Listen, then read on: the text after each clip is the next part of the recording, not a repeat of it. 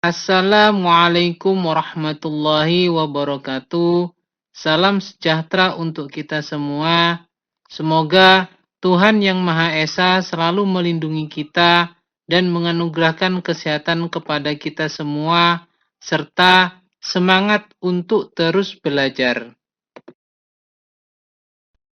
Pada pertemuan kali ini, dalam mata kuliah Akuntansi Manajemen, pokok bahasan kita adalah berkenaan dengan balance scorecard.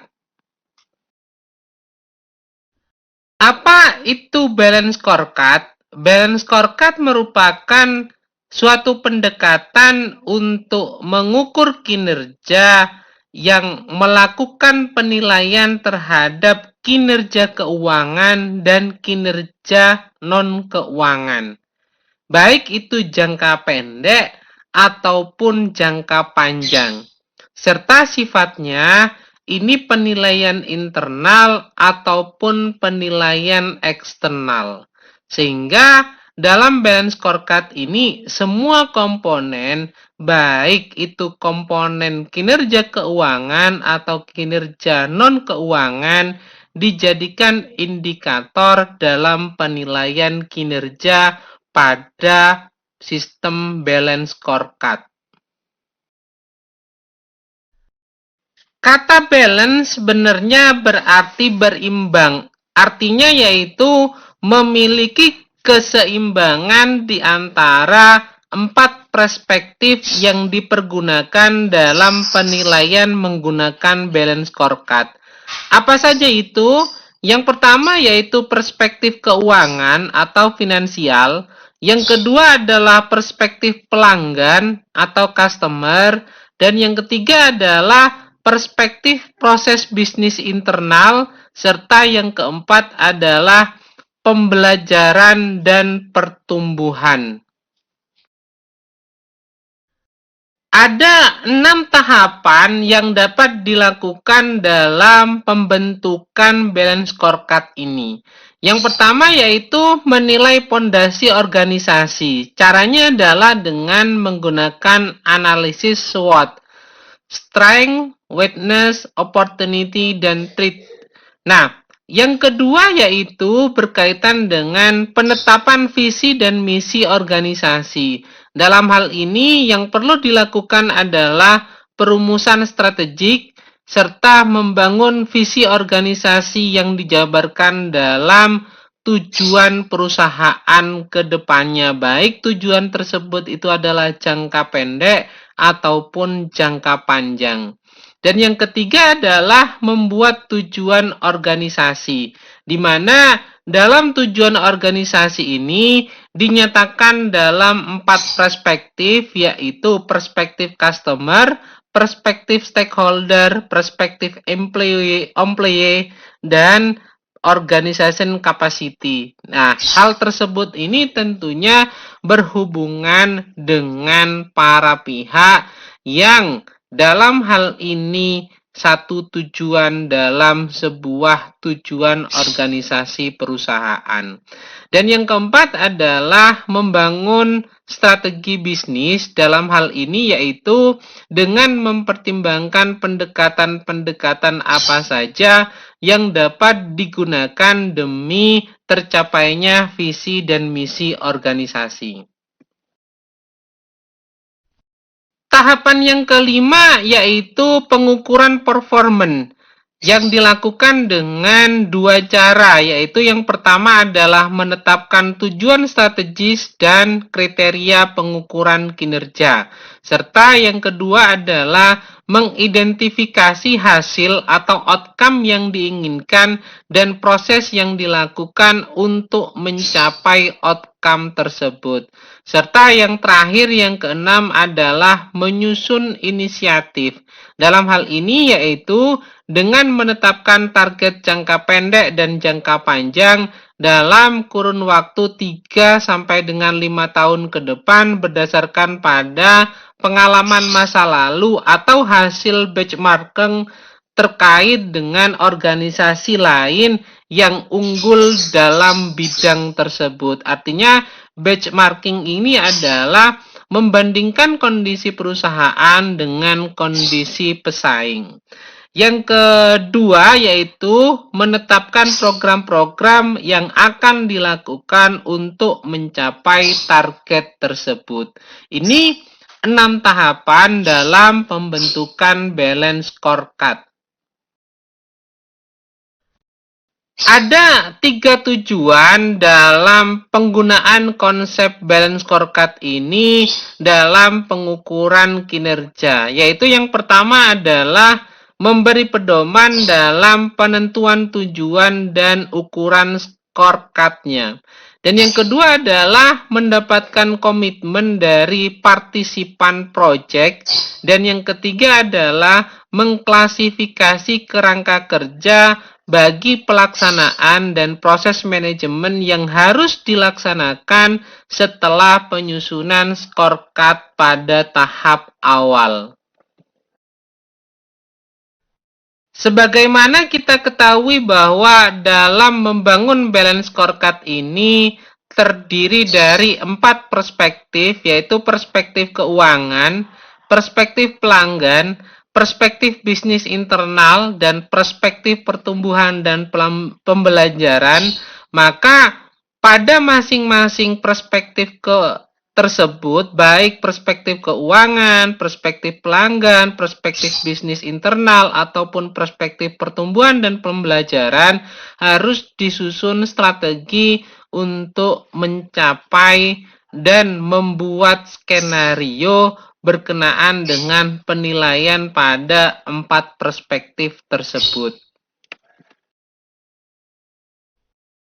Dalam aspek perspektif keuangan, sebagaimana kita ketahui bahwa aspek keuangan ini menunjukkan apakah perencanaan, implementasi, dan pelaksanaan dari strategik yang dibangun itu memberikan perbaikan yang mendasar.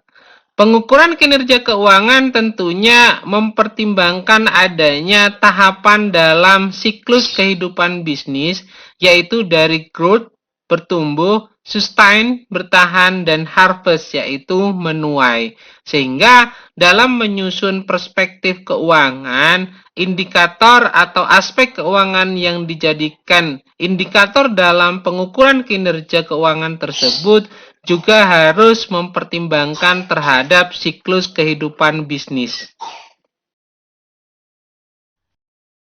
Biasanya yang dipergunakan dalam perspektif keuangan ini untuk mengukur kinerjanya yaitu dengan indikator berupa return on investment.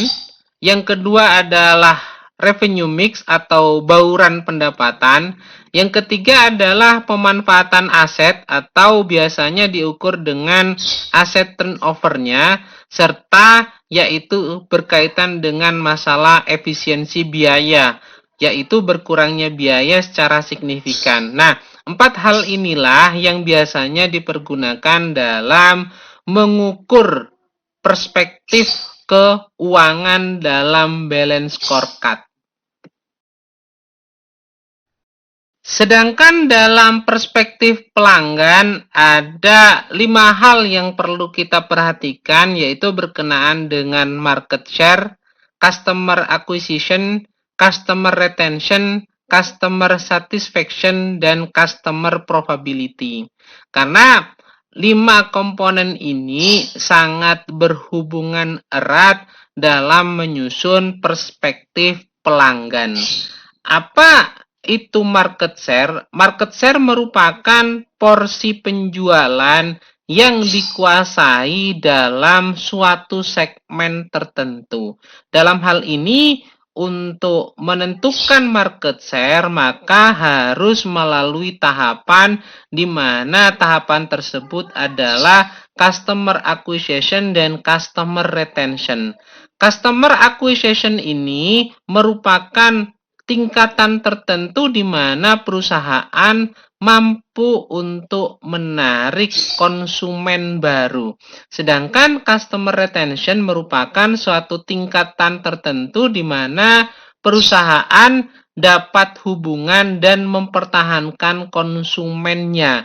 Nah, dengan adanya konsumen yang baru ataupun dengan konsumen yang loyal, maka akan membentuk yang namanya market share atau porsi penjualan yang dikuasai dalam suatu segmen tertentu. Nah, untuk menentukan atau membuat dan memiliki customer baru atau customer yang loyal, ini dipengaruhi oleh customer satisfaction. Apa itu customer satisfaction? Yaitu tingkat kepuasan konsumen terhadap kriteria kinerja tertentu. Apakah itu puas terhadap produk yang dimiliki atau puas terhadap pelayanan yang dimiliki oleh perusahaan.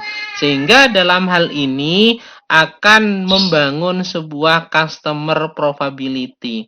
Apa itu customer probability? Yaitu suatu tingkat laba bersih yang diperoleh perusahaan dari suatu target segmen tertentu. Nah, inilah yang harus diperhatikan dalam menyusun indikator dalam perspektif pelanggan pada balance scorecard. Ada dua kelompok pengukuran yang biasanya dipergunakan dalam menyusun perspektif pelanggan. Artinya membuat indikator pengukuran untuk perspektif pelanggan pada balance scorecard. Yang pertama yaitu kelompok pengukuran core measure group dan yang kedua adalah customer value proportion. Nah, untuk core measure group biasanya indikator yang dipergunakan itu adalah market share, customer retention, customer acquisition, dan customer satisfaction. Sedangkan untuk pengukuran menggunakan customer value proportion, ini biasanya menggunakan atribut produk atau service, customer relationship, dan yang ketiga adalah image atau reputasi dari perusahaan. Nah, ini dua kelompok pengukuran yang biasanya dipergunakan dalam menyusun indikator dalam perspektif pelanggan. Sedangkan dalam perspektif proses bisnis internal atau internal bisnis proses, ini biasanya dikaitkan terhadap 3 proses bisnis utama yang ada pada perusahaan. Yang pertama adalah dalam proses inovasi, yang kedua adalah dalam proses operasi, dan yang ketiga adalah dalam proses pelayanan purna jual. Untuk proses inovasi, pengukuran terhadap proses inovasi ini bersifat penelitian dasar dan terapan, serta juga pengukuran terhadap proses pengembangan produk. Artinya, dalam proses inovasi ini terbagi menjadi 2, yaitu tahapan dalam penelitian dan yang kedua adalah berkaitan dengan pengembangan produk ke depannya.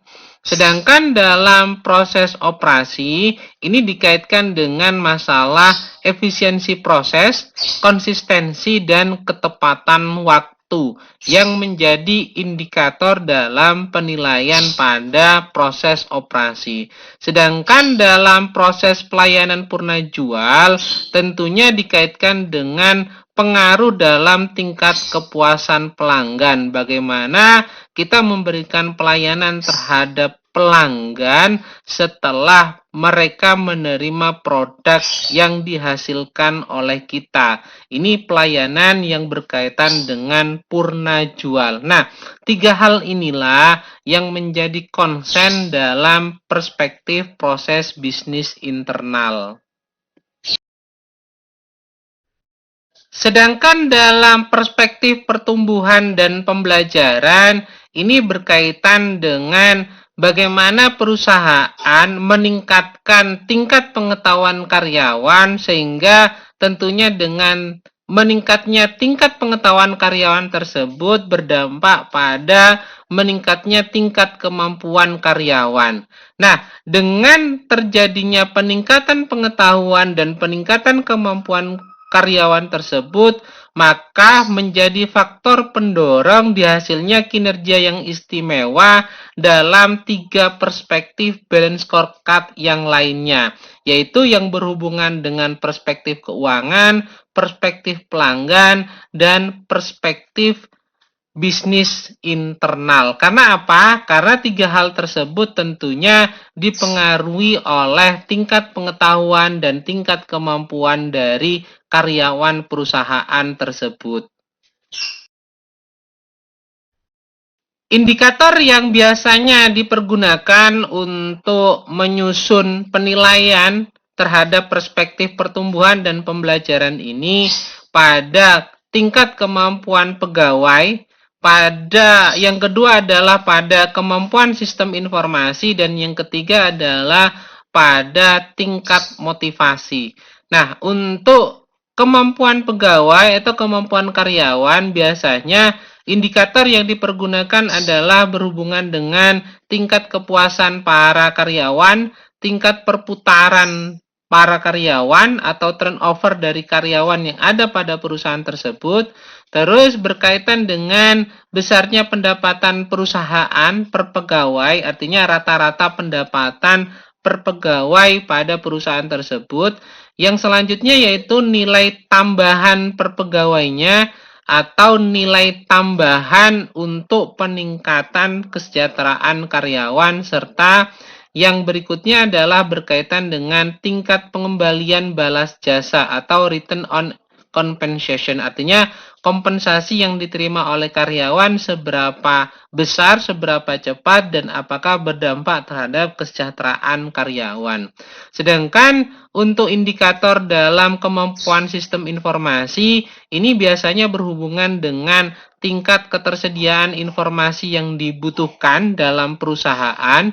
Yang berikutnya yaitu berkaitan dengan tingkat ketepatan informasi yang tersedia serta jangka waktu untuk memperoleh informasi yang dibutuhkan. Sedangkan untuk tingkat motivasi, ini biasanya indikator yang dipergunakan adalah berkenaan dengan jumlah saran yang diberikan oleh setiap karyawan. Yang kedua yaitu jumlah saran yang diimplementasikan dari saran yang diberikan oleh karyawan tersebut.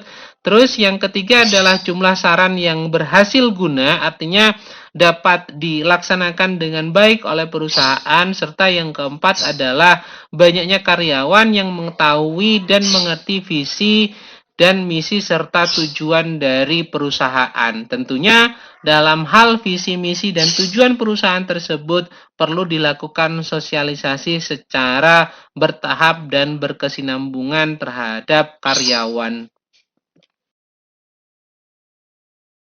Bila kita melihat piramida perspektif balance scorecard, maka kita dapat melihat bahwa dengan 4 perspektif tersebut dimulai dari perspektif pembelajaran dan pertumbuhan, dilanjutkan dengan perspektif bisnis internal, dilanjutkan dengan perspektif pelanggan, dan pada akhirnya kita mengacu pada perspektif keuangan.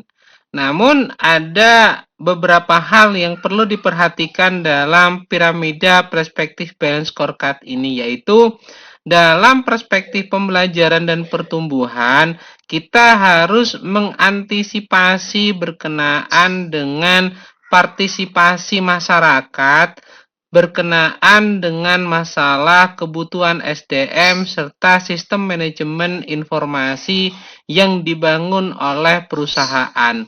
Sehingga pada akhirnya dengan perspektif pembelajaran dan pertumbuhan ini dapat meningkat pada tahapan berikutnya, yaitu mengenai perspektif bisnis internal. Dan dalam hal ini yang perlu diperhatikan adalah berkenaan dengan hukum, kebijakan, prosedur kerja, dan sistem organisasi yang dibangun dalam bisnis internal organisasi ini. Dan pada tahapan berikutnya, setelah kita membuat sebuah tahapan dalam bisnis internal atau pondasi yang kuat dalam bisnis internal tersebut, maka kita harus mengantisipasi pada perspektif pelanggan berupa kehilangan pelanggan. Dan hal ini tentunya dengan kita mengantisipasi terhadap kehilangan pelanggan atau kehilangan pasar, selanjutnya yaitu kita mengacu pada perspektif keuangan agar tidak terjadi kerugian dalam analisis menggunakan balance scorecard ini. Beberapa ukuran kinerja atau indikator yang biasanya dipergunakan dalam pengukuran balance scorecard pada tiap-tiap perspektif ini yaitu untuk perspektif keuangan, biasanya yang dipergunakan adalah indikator berupa return on investment, bauran pendapatan, pemanfaatan aset atau dengan indikator berupa aset turnover serta berkurangnya biaya secara signifikan atau dalam hal ini mengukur efisiensi biaya. Sedangkan yang berhubungan dengan perspektif pelanggan atau customer dalam hal ini indikator yang biasanya dipergunakan adalah berkenaan dengan jumlah customer baru, jumlah customer yang menjadi non-customer, artinya mereka sudah tidak loyal lagi terhadap produk perusahaan, dan yang berikutnya yaitu berkenaan dengan kecepatan waktu layanan customer. Nah, untuk perspektif proses bisnis internal ini tentunya dikaitkan dengan cycle time, on time delivery, serta cycle effectiveness-nya. Nah, tentunya dalam hal ini kita harus memperhatikan proses bisnis internal yang dimiliki oleh perusahaan. Sedangkan dalam indikator pada perspektif pembelajaran dan pertumbuhan biasanya mengacu pada skill conference dan quality work life index, sehingga dalam hal ini kita juga harus memperhatikan indikator yang ada pada perspektif pembelajaran dan pertumbuhan. Ini beberapa indikator lain yang biasanya dipergunakan dalam pengukuran balance scorecard selain pada indikator yang telah kita bahas sebelumnya. Selain itu, untuk lebih memahami balance scorecard dengan 4 perspektif tersebut, maka kita dapat mempelajari pada tabel sasaran strategik, ukuran hasil, serta ukuran pemicu kinerjanya dengan skor yang telah dibuat. Di mana untuk perspektif keuangan, biasanya sasaran strategik yang ingin dicapai yaitu berkaitan dengan pertumbuhan pendapatan dan perubahan biaya. Nah, ukuran hasilnya yaitu untuk pertumbuhan pendapatan tentunya berhubungan dengan pertumbuhan pendapatan, sedangkan perubahan biaya berhubungan dengan penurunan biaya. Nah, ukuran pemicunya untuk pertumbuhan pendapatan ini berkaitan dengan revenue mix, sedangkan untuk penurunan biaya berkaitan dengan cycle effectiveness-nya. Nah, ini yang biasanya dijadikan alat ukur dalam perspektif keuangan. Sedangkan dalam perspektif pelanggan, biasanya sasaran strategik yang digunakan yaitu berhubungan dengan brand equity, terus meningkatnya kualitas layanan customer. Sehingga ukuran hasilnya yang dipergunakan biasanya adalah customer acquisition, customer retention, dan customer satisfaction. Nah, ukuran pemicu kinerjanya biasanya dihubungkan dengan bertambahnya customer baru atau berkurangnya jumlah keluhan yang ada dalam perspektif pelanggan ini. Sedangkan untuk perspektif bisnis internal, sasaran strategik yang biasanya juga dipergunakan adalah berupa peningkatan kualitas proses layanan pelanggan, dan ukuran hasilnya yaitu berhubungan dengan jumlah penanganan keluhan serta peningkatan pendapatan serta waktu respon yang diberikan. Dan ukuran pemicu kinerjanya yaitu semakin sedikitnya jumlah keluhan. Untuk perspektif pembelajaran dan pertumbuhan, sasaran strategik yang biasanya dipergunakan adalah berhubungan dengan meningkatnya komitmen karyawan serta meningkatnya kapabilitas atau kemampuan yang dimiliki oleh karyawan. Dan ukuran hasilnya yaitu berhubungan dengan retensi karyawan dan tingkat pelatihan karyawan. Ukuran pemicu kinerjanya yaitu berkurangnya jumlah karyawan yang keluar, jumlah karyawan yang mengikuti pelatihan. Itu yang menjadi ukuran pemicu kinerja dalam perspektif pembelajaran dan pertumbuhan. Sehingga indikator-indikator inilah yang biasanya atau umum dipergunakan dalam pengukuran balance scorecard pada 4 perspektif yang ada. Untuk diketahui bahwa dengan menggunakan balance scorecard ini ada beberapa keunggulan dan manfaat yang diperoleh, diantaranya yaitu dalam pengukuran menggunakan kinerja balance scorecard ini, maka kita akan memperoleh bahwa pengukuran tersebut dirasa komprehensif karena berkaitan dengan 4 perspektif, lebih koheren, lebih seimbang, dan lebih terukur. Selain itu, juga adaptif dan responsif terhadap perubahan lingkungan bisnis serta fokus terhadap tujuan perusahaan. Nah, inilah beberapa keunggulan dalam konsep pengukuran kinerja menggunakan balance scorecard. Selain itu, keunggulan yang didapat adalah pengukuran yang memberikan pandangan bisnis luas dan komprehensif kepada manajer puncak, serta memberitahukan akibat terjadinya kegagalan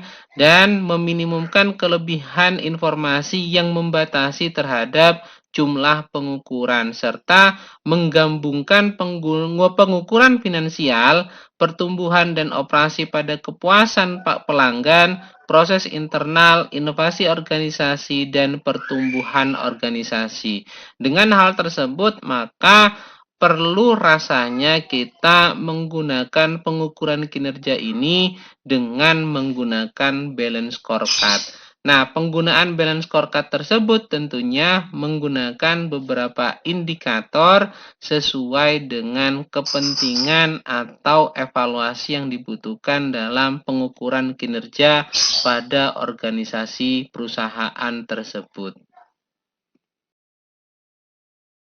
Mungkin itu dulu paparan yang dapat saya sampaikan. Mudah-mudahan dapat dipahami dengan baik. Bila ada hal yang kurang berkenan, saya mohon maaf sebesar-besarnya. Saya akhiri, wabillahi taufik wal hidayah. Wassalamualaikum warahmatullahi wabarakatuh. Jangan lupa untuk selalu menjalankan pola hidup sehat dan bersih. Semoga Tuhan Yang Maha Esa selalu menganugerahkan kesehatan kepada kita semua. Amin. Terima kasih.